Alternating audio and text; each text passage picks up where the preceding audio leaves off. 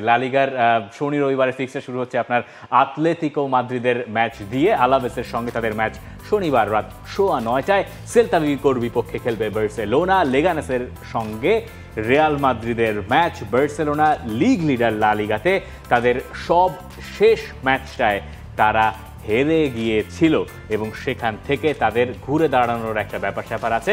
লা লিগার পয়েন্ট টেবিলটা আপনাদেরকে মনে করিয়ে দেই। রিয়াল মাদ্রিদের সঙ্গে বার্সেলোনার দূরত্ব আদতে অনেক মনে হলেও বার্সেলোনার চেয়ে এক ম্যাচ হাতে বেশি আছে রিয়াল মাদ্রিদের, এবং সেই হিসেবটা করলে বার্সেলোনা 6 পয়েন্টে এগিয়ে রয়েছে। এক ম্যাচ কম খেলা রিয়াল মাদ্রিদের পয়েন্ট 27, আতলেটিকো 26, ভিয়ারিয়াল 24 এবং ওসাসুনা রয়েছে পয়েন্ট টেবিলের 5 নম্বরে 20 পয়েন্ট নিয়ে।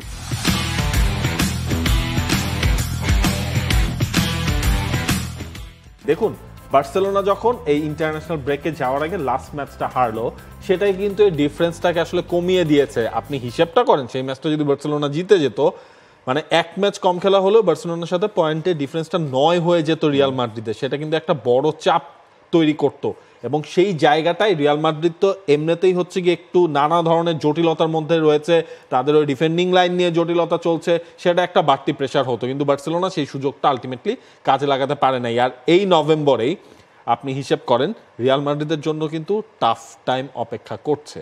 এক্স্যাক্টলি। এই যে চ্যাম্পিয়ন্স লিগ ফিরছে আবারও নেক্সট উইকে, আপনি পরের সপ্তাহে দেখবেন যে Anfield, Real Madrid, AC Milan, তারও পরের সপ্তাহে অনেকগুলো ম্যাচ বাকি রয়েছে রিয়াল মাদ্রিদের।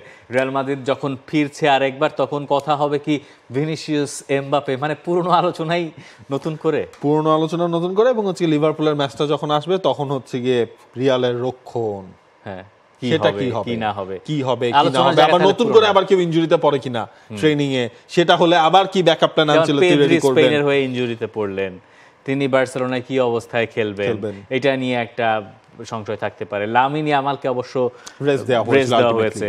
রিয়াল মাদ্রিদের ক্ষেত্রে কিলিয়ান এমবাপেও রেস্ট পেয়েছেন।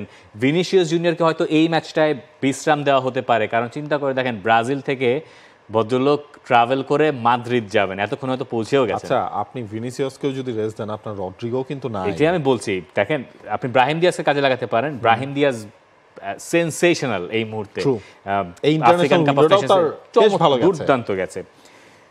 আমার মনে হয় এই ম্যাচে ভিনিসিয়াসকে রেস্ট দেওয়ার দরকার আছে। যে লেগানেসের সঙ্গে ম্যাচ, রিয়াল মাদ্রিদ সম্ভবত সেইটাই করবে। একে তো আওয়ে ম্যাচ, যেটা হবে যে ব্রাজিল থেকে যেহেতু তিনি যাচ্ছেন, এরপরে মাদ্রিদে গিয়ে থিতু হয়ে হয়তো কয়েক মিনিটের জন্য তাকে রাখা হতে পারে শেষ দিকে, যদি রিয়াল মাদ্রিদ এরকম পরিস্থিতিতে পড়ে। রিয়াল মাদ্রিদের এনাফ কোয়ালিটি আছে এই ম্যাচটা বের করে নেওয়ার, বরং কিলিয়ান এমবাপের উপর ভরসা রাখা যায়।